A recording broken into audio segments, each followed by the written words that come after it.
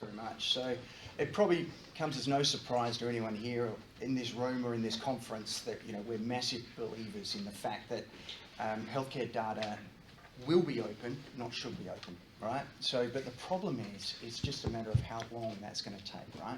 So the hard truth remains. The reality is, it's complex, right? It's so many different formats, so many different standards. I'm not telling you anything you don't know here. And it's hard to get them to talk to each other. So with our group of people that we've got here, we've got a lot of data experts and informaticians and technology experts. But the reality is there's so many more people outside of this room, right, that aren't experts in data standards, right? And many of them are in really important influential positions in the healthcare system. And that ranges from GPs to nurses to pharmacists to specialists to researchers and policymakers as well. They're all too busy being experts in their own field to worry about this stuff. So the reality is I'm not saying that they should be experts, but most of them don't know the first thing about interoperability and healthcare data and what value it actually can deliver. So, to them, their patients, and to the healthcare ecosystem in general. So, in order to accelerate this change, what we've got to do is we've got to actually do a couple of things. And I think the first one is to educate more broadly, which is exactly what we're doing here today. We're educating ourselves and we're going to educate others. But we've got to, today, tomorrow, further in the future, what we've got to do is we've got to continue to spread the word that open is the future. And that's across all groups in the ecosystem. Okay, so the policymakers, the researchers, the clinicians, all of the stakeholders.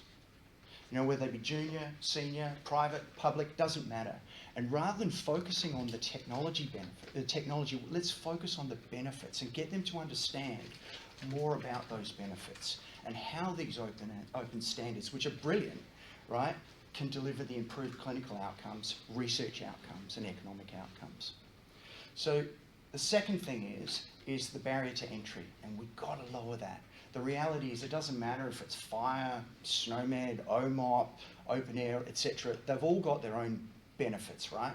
But what they do have in common is they're really, really difficult and expensive to implement, and let alone getting them to talk to each other. So we think that we need a tool, right, to make it simpler for the ecosystem to adopt these technology standards.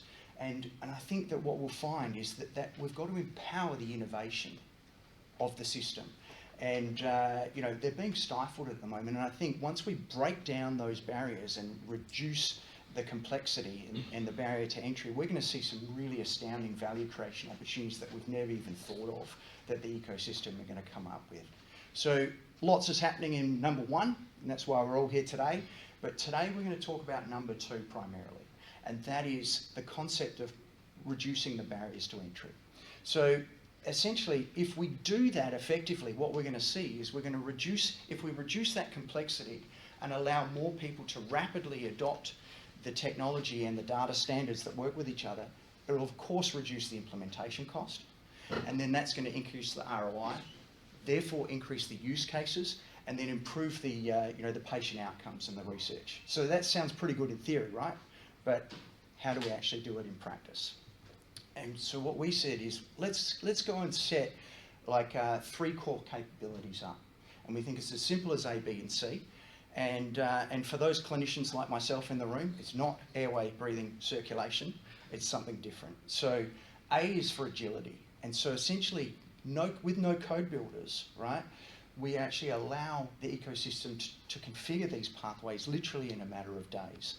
And then the next thing is B for blocks, and that's our core intellectual property.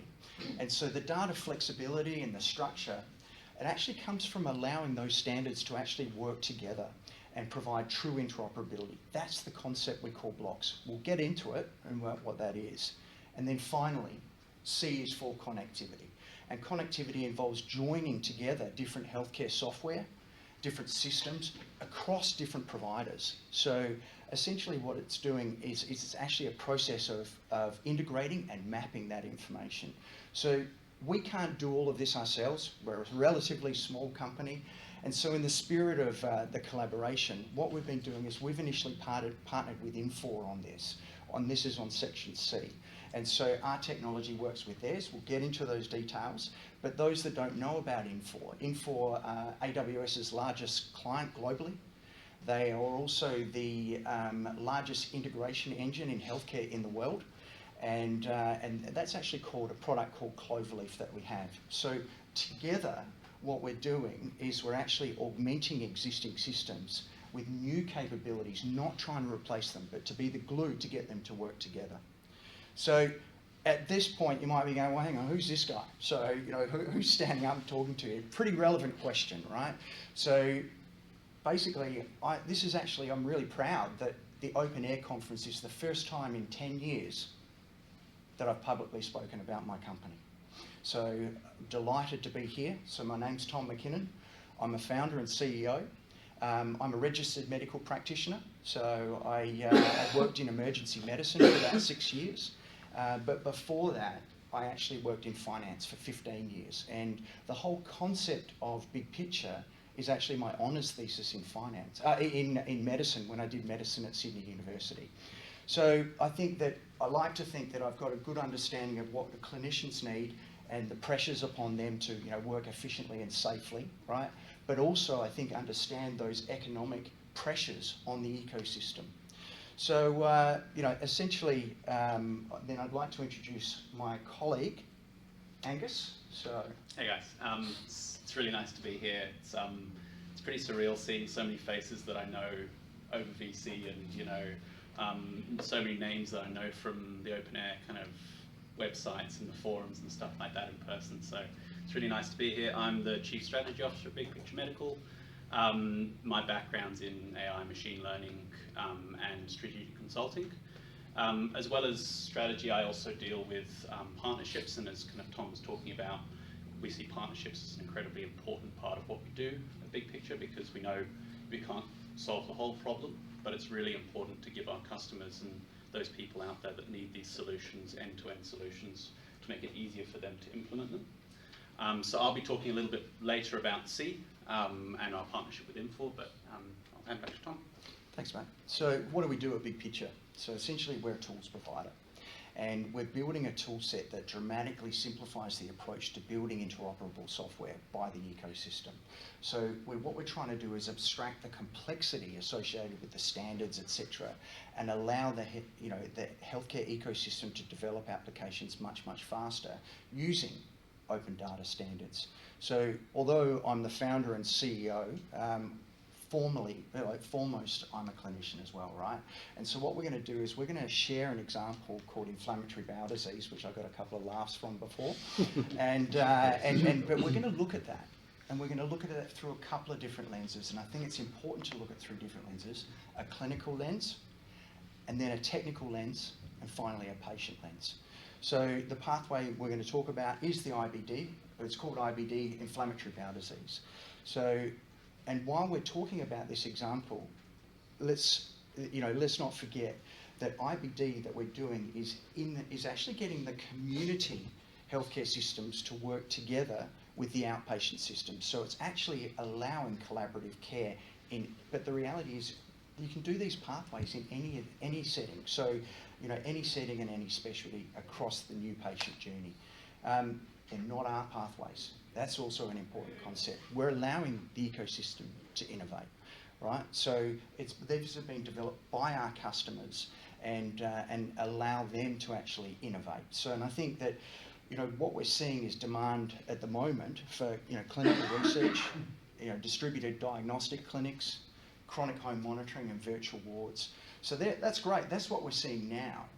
Who knows what we're actually going to see once we empower the ecosystem with innovation. And to me, that's the exciting part, to see what they actually come up with. Again, not us doing it, it's a tool to empower them to innovate.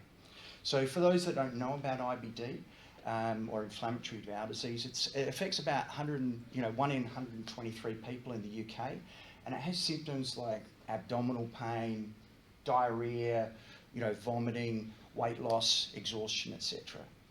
So it can actually be life-threatening, and it's actually, you know, anywhere from simple dietary requirements, you know, to managing that, through to some pretty potent medications, all the way to bowel removal surgery. So, and it actually, when it's severe, it can actually be really, really difficult to manage. So it requires regular input from a specialist, so in the outpatient setting, with an emphasis on proactive care. So what we want to do is we want to keep these patients, and so do the specialists, we want to keep them out of the hospital, keep them away from that operating table.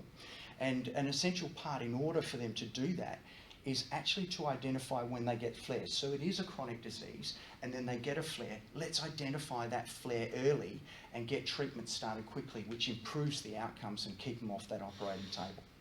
So the benefits of the pathway, there's a lot of them, but essentially, it's a more cost-effective way. So instead of an hour's checkup, right, with a specialist, you have to go, wait in the clinic, etc. It's a 5-minute review, so virtually, of the clinical information on the platform. The second thing is it allows a more personalised and proactive management of the patients. So what you're trying to do is reduce the actual face time, which is unnecessary, when it's unnecessary with the patients. If their disease is just travelling along, right, and they're not having a flare-up, no need to see them. And what that does is that then it opens up the clinicians the ability to actually have high touch with those patients that do need the intervention and do need the care. So it allows balancing of resources. So and finally, a better patient experience, right? You don't have to go to the clinics or the hospitals unless you're having a flare-up. So let's get into it. Let's follow the A's, B's and C's in relation to this IBD management. Again, agility. So the first thing that we're actually going to share with you is how our no-code builders can be used to create a simple pathway. And what you're going to see is that this has been developed by our clinicians for the customer, not by developers, right? And it's using quite a simple drag and drop method. And the benefit to that is that under the normal waterfall software development paradigm, this can take months, if not years in some cases, right? So, what we want to do is this blocks technology helps change that paradigm and shortens it down. And so you can actually develop these pathways. Doesn't necessarily mean they're implemented within a day, but if you know what you want, you can configure a pathway within a day on the system. So we're requesting access. Bear with us while we're actually working through the technical problem. So I don't know how we do that. Hey? Did that happen before? No, it didn't happen before. So obviously. Should I just refresh? What do you reckon? Give it a go. Yeah. Give the old. What about the old plug in and plug out? Turn it off and on. Yeah. Let's see. I've got it on my laptop. What's the cloud in this case? It's Google. Exactly. It's taking its time. No, it's not liking me. I promised this worked well before, so we'll start again. Pretty picture, eh? Take that one. Hey? Sorry. Getting sidetracked. Let's have a look. That's why. Security. Security. Yeah. Required me to out. re-log in, so always. So Angus, do you want to do a dance while we're waiting? Yeah. So just bear with us. Is that a picture of just outside Reading? Yeah, it's just down the road. Yeah. So It's just outside Basingstoke. I think there's a roundabout there. it's actually in the Dolomites. So it's one of my really favourite places. So I love the outdoors. So Is it worth? do you want to grab your laptop? Yeah. See if that works Yeah. while we do it. Multi-pronged approach.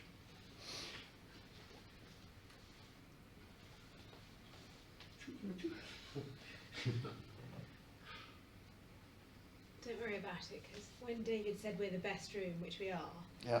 he didn't mention that we've also been beset by various technical Absolutely. difficulties. There's a bit of a curse on Oh, you this didn't tell room. me that. Sorry, Tom. It is. It's just getting pushed forward 20 minutes every Yeah, day. Like yeah, yesterday yeah. it was like 11, Well, and then actually, still 11:20. Well, actually, we set this presentation up. It was only 10 minutes. So what we're doing was we're actually just padding out. Yeah. time. Yeah, that's right. Yeah. You're getting close to 11:40. It's good yeah. time. It's good. Hang on, here we go. Is yours working? Maybe. Let's have a look. So,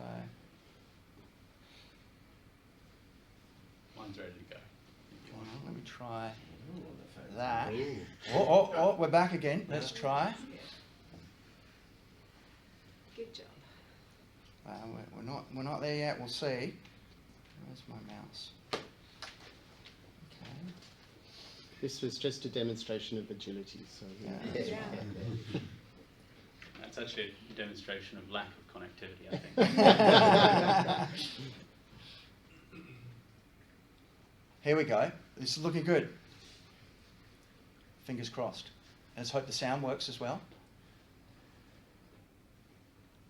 Our pathway library contains many pre-configured pathways. In this scenario, we use a general pathway for the remote monitoring of inflammatory bowel disease patients and configure it for a customer. This shows a list of touch points on the right and the corresponding pathway flow on the left. Touch points are areas that either patients or clinicians can input data or action next steps. In simply a few clicks, a touch point can be removed and added to customize every pathway. Our customer has requested a boutique option. They would like the ability to record a specialist test called fecal calprotectin. To achieve this, we replace the old touchpoint with a new one that contains a fecal calprotectin test. This edit is done in seconds using our no-code builder. Touchpoints offer a unique layer of configurability. You are able to rapidly reorder submissions to suit the needs of each use case. The new flow is now ready to be previewed, ensuring that it is working as intended before the configured pathway is published to the pathway library. Great, well that worked. So as you can see, it's only a couple of steps in order to be able to create this pathway, right? And and we're using reusable elements from the blocks. But importantly, we know that every healthcare setting is a little bit different, right? They all want to do something their own way. So the ability to be able to configure around the edges is actually really, really important, and to configure rapidly for the use cases. What's the relationship between a thing called a touch point and a thing called a block? We'll get into that. So, hang on, where's my mouse gone? Quickly, multiple blocks make up a touch point. Our pathway library contains many pre-configured pathways. We've done that one, haven't we? So, right, B's for blocks. So now what we're going to do is we'll talk about the block. And that's actually what sits beneath the pathways. Okay, so multiple blocks will actually create touch points, which then will turn into a pathway. So essentially blocks are like a mini application, right? So that can present clinical information or administrative information. And, the clinical concepts, it could be, anything from blood pressure, oxygen saturation, to presenting complaint, which is a bit more complex, right? And the really good thing about them is that they're based completely on the openEHR archetypes. So we've actually turned them into mini applications. And they've got their inbuilt compatibility that allow the standards to be able to work together. So let's take a look at how the blocks work. Fingers crossed on this video.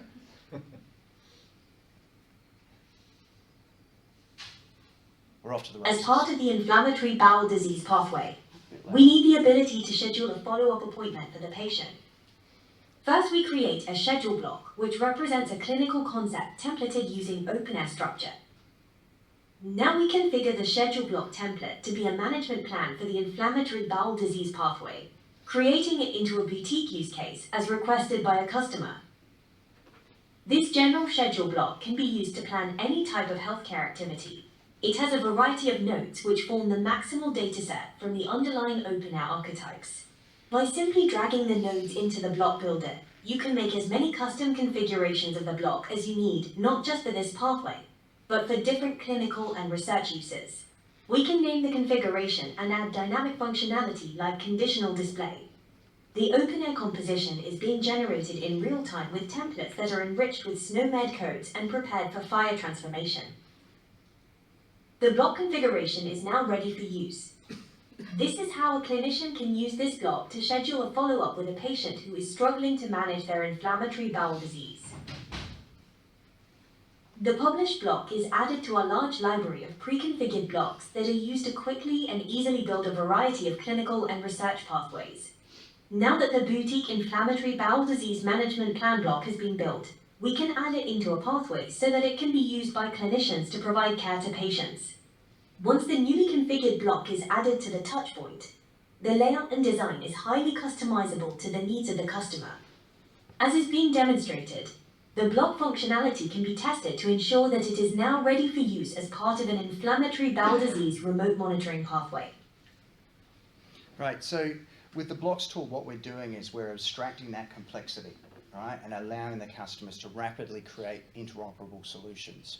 So they're designed to be really simple to use so that customers can actually focus on what they're good at, not all of these standards and all the technical and data complexity.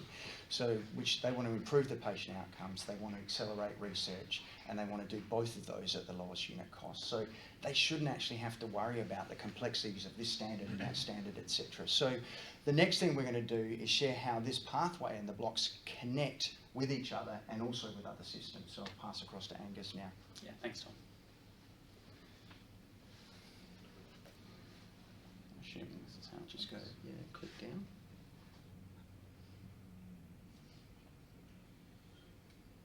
As part of the inflammatory bowel disease. There you go. Awesome. Okay, great. So C is for connectivity, as Tom mentioned earlier. Our third toolset capability allows us to augment systems rather than replacing them, allowing seamless care delivery across all systems as opposed to just on ours. So let's imagine you've got historical patient data in EHR that's really valuable to add insight and to create cost efficiency for the IBD pathway. It's currently siloed in that solution and we can't get at it in that EHR. So with our third toolset combined with Infor Cloverleaf engine, which I'll talk about a little bit later, we can have the ability to connect data across the customer's entire ecosystem. We use a combination of Cloverleaf and our own internal toolset to connect our blocks and our configurable platform to existing healthcare systems to create that end-to-end solution we were talking about earlier. Another example of a technical provider that we've kind of done proof of concepts with in this connection phase is CDR vendors. And so our toolset is CDR agnostic. We've worked with Vita previously, and you'll kind of see some of that stuff in the video. And it's a space we want to do more and more work with, making sure that we're across all of those vendors. So we'll take a look at kind of how the IBD example flows through to connectivity. Just click there. I'd like you to be my tech support. Yeah, tech support. Hang on. Our proprietary toolset enables seamless care delivery across various software, enhancing interoperability. Simply drop a FHIR template onto the canvas and our tool immediately maps to the openEHR composition, as can be seen here in the middle of the screen. This provides the user with a preview that allows them to make any changes to the data if required. This efficient mapping can work for various formats such as FHIR, openEHR, and OMOR. Upon submission, it is sent to an informatician for further refinement if needed. This is the mapping that we just saw being generated. After editing the version and its name, as well as adding any relevant comments, the mapping is ready for the next stage of the workflow, which includes configuring integrations, transformations, and defining other business logic. We start by configuring workflow parameters, which are needed by other nodes in the workflow.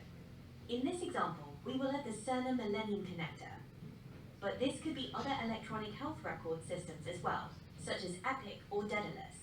We can now configure the node which performs the transformations before adding the Airbase node. Airbase is a clinical data repository for persisting openEHR compatible data, but others such as Vita Group's HIP repository can be utilized.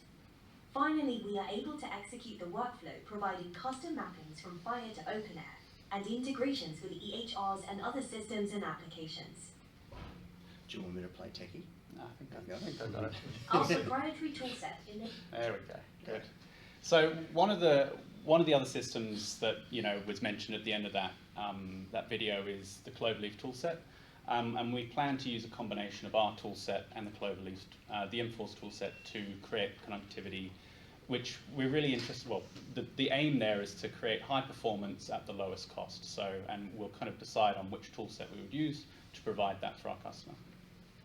I'm going to focus on 3 benefits of using the Cloverleaf engine alongside our toolset.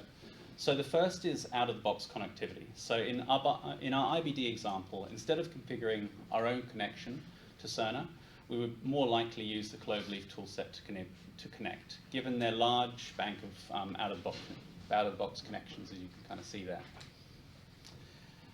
As the widest deployed integration platform in healthcare, Cloverleaf is often already in hospital ecosystems, making the connection much faster. And with the project our teams have done together, The blocks to cloverleaf connection is largely pre-configured as well. This creates a much faster connection to an healthcare ecosystem than we would be able to do using our toolset.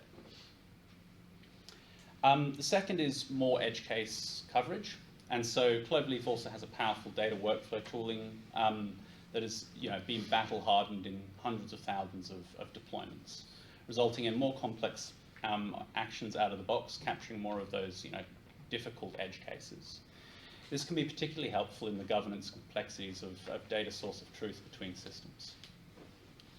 And the last is faster self-serve troubleshooting. So one of the areas that often gets overlooked is the ease of maintenance of a system once it's been deployed. So easy to deploy fast, but once it's deployed, it breaks, and it's very difficult to solve once it breaks.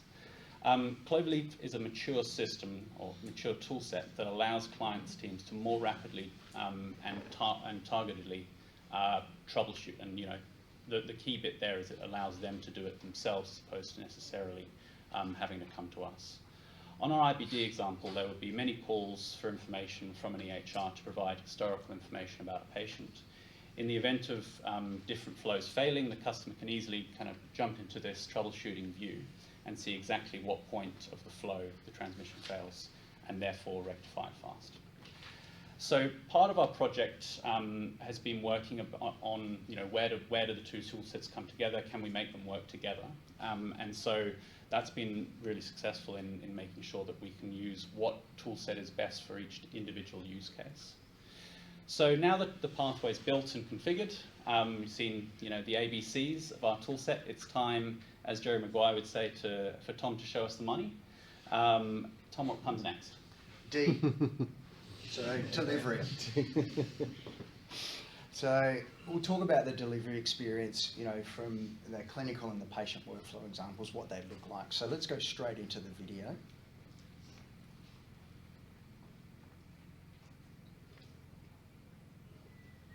Here we demonstrate the journey of a patient through an inflammatory bowel disease remote monitoring pathway. John receives an email asking him to report his symptoms. This request can also be sent by text message. Once logged into the mobile-friendly patient application, John accesses the relevant form that includes clinical details, PROMs and PREMs. He can easily record his flare and can submit the result of his at-home fecal calprotectin test. All the data is stored in openEHR and is therefore interoperable. On the home screen, John can send and reply to instant messages with his clinical team. Now let's explore the clinician's view of the inflammatory bowel disease pathway. After logging in, the clinician is taken to their work list, which show all the patients under their care in a single view. Clinicians can rapidly identify and filter patients who require more immediate and urgent care, ensuring that those with the most critical needs receive prompt attention. John's data about his flare is now ready for his clinician to review. The clinician now sees John's patient record and is able to review his submission and any previous submissions John has made. Charts can be embedded in the clinical view to report vital signs, pathology results, and shows clear visual analysis. The clinician can now decide what care John needs next. Since the pathway is highly configurable, several options are available. The clinician decides to virtually review John's symptoms. The left-hand side of their screen shows the patient's symptoms and includes automated features to help clinical decision-making, such as highlighting PROM scores. The clinician reviews this information and records their decisions on the right-hand side. John's clinician is concerned about his deteriorating symptoms and decides to keep him under close observation by keeping him on the virtual review pathway. They also advise on emergency medication and arrange a virtual appointment for the next day. During the teleconference, the clinician uses the left side of the screen to talk to the patient and view their medical record, while using the right side to record information, order blood tests, request imaging, or prescribe medications to manage John's flare. After the teleconference, John receives a clinic summary by email and text, and his inflammatory bowel disease remains managed virtually in the community. This approach benefits the patient by enabling proactive care, the clinician by prioritizing essential appointments, and the healthcare system by reducing hospital admission costs. Great. Next one. So continuing on that partnership thing, what you saw in there, again, the core of what we do is blocks. This is actually being used in our platform, integrating with the other EMRs, but eventually, you know, we sort of see it to be across any system. So this is just the first use case that we've been doing in order to validate it. But what you saw there was teleconferencing and messaging and things like that, and you might be thinking, well, why are these guys actually developing that? Well, the reality is we're not. So this is actually part of the ecosystem approach. The ones you saw there are actually from our work that we did with Microsoft. So it's actually Microsoft tools that we're doing there. It could be Microsoft, could be any of the other players as well. So what we're trying to do is actually have the ability to swap in tools from many different providers as well in order to have features that we're obviously not going to build ourselves. You know, it's not our core capabilities. Here we demonstrate the journey of a patient through an inflammatory bowel disease remote. So let's bring it all down together. So really, we all know the future's open, right?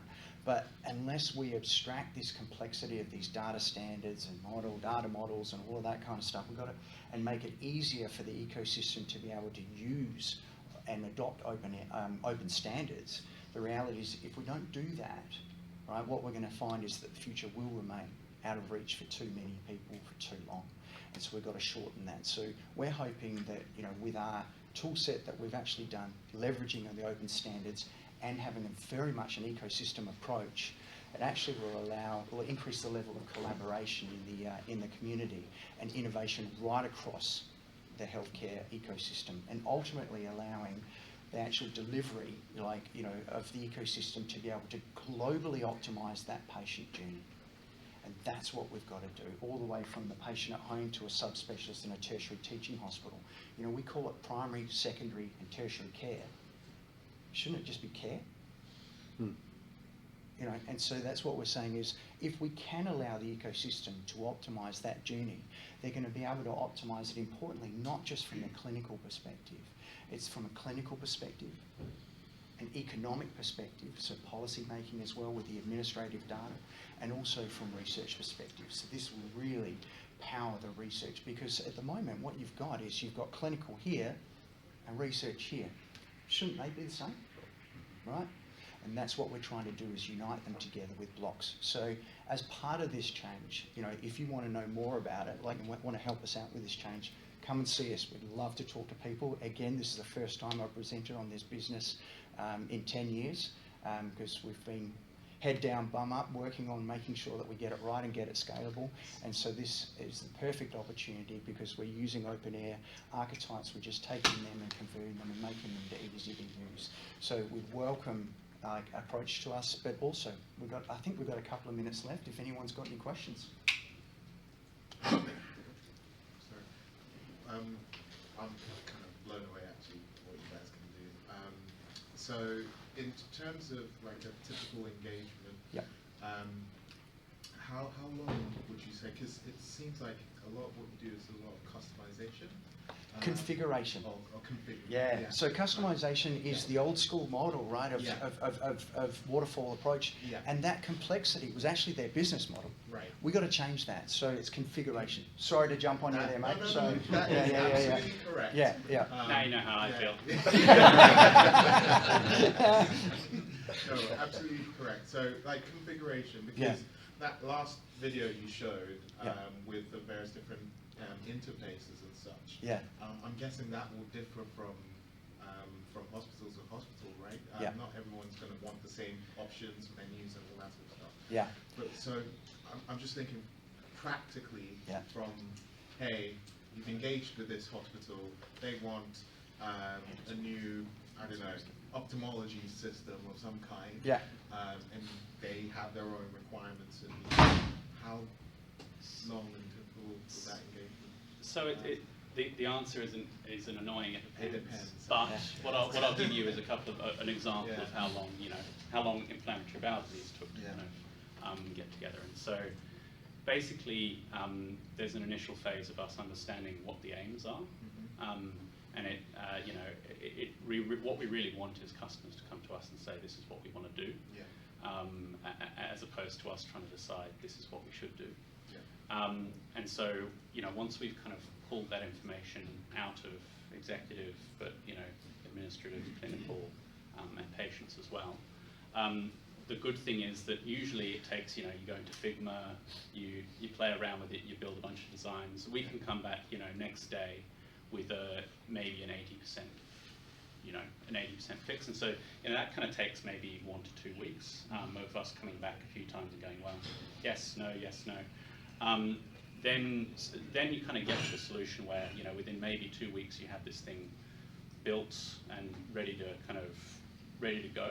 Then there's the implementation, right? And so that takes a little bit more time because you need to make sure you're implementing with the right systems, but also doing the change management, understanding if you're implementing with different partners, how long that takes as well. So that's really where the piece of string starts. And if you want to integrate with thousands of systems, then it takes a little longer. If you've got like a standalone research pathway, so one of the pathways we have is a birdshot ophthalmology pathway, which only has one integration. You know, we can build that pretty fast and deploy it pretty fast. Hi. When you just one question. When I see when you configure the workflows. Yeah. Is it the workflow following the archetype care flow steps, or do you just doing the workflow, map the workflow to the archetype care flow steps? What's the direction? What do you do? No, we start with the archetypes first, and then you actually then configure the workflow based on the archetypes. So that's a following the archetypes. Yeah. So yeah, but it's not kind of following our kind of workflow stuff is based on FHIR in terms of how, you know, the basis of you know, encounters, tasks, episodes of care, that sort of stuff. And so it's much more flexible. The clinical data is all in openEHR standards. So that's the way in which we've separated out.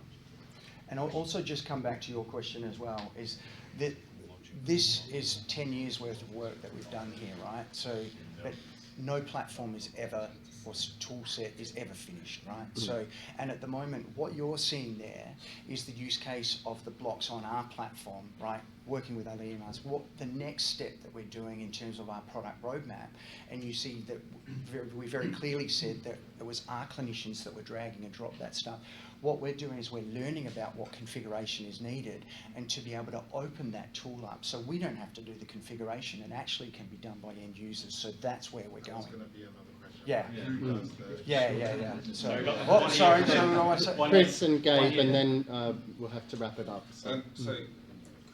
Two questions really. Can you just explain briefly who controls the blocks, who controls the touch points, and who controls the pathways? Yeah. And the extension to that question is, touch points seem to be generating work for somebody, right? Either a patient or a clinician. How do you control that work, and how do you stop people just sprawling pathways and touch points and generating lots of work at scale? Yep. So in terms of who owns the different things, it's a moving ship.